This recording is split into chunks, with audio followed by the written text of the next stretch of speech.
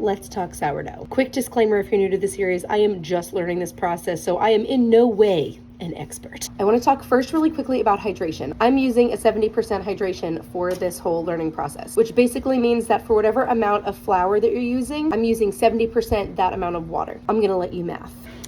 It is now raining.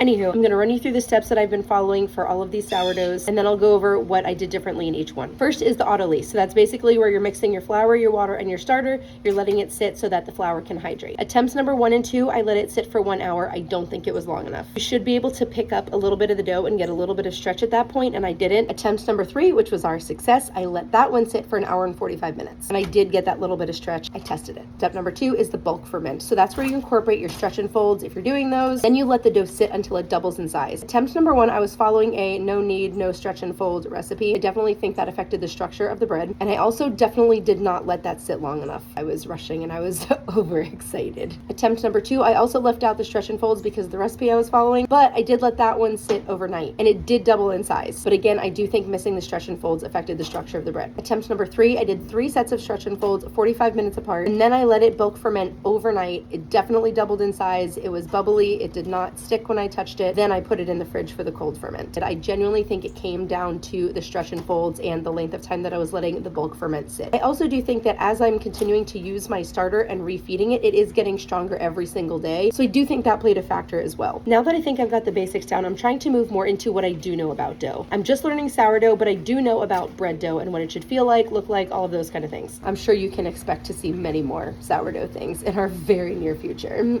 Spoiler alert. Thank you so much for coming along on this journey and indulging me this week. I completely nerd out about stuff like this. So this has been a delight. Thank you so much for listening. Tomorrow I'm going to show you the one very simple thing that I've just been dying to make with our beautiful Sophie Lofi, but just a simple comfort. Okay, see you tomorrow. Love you. Bye.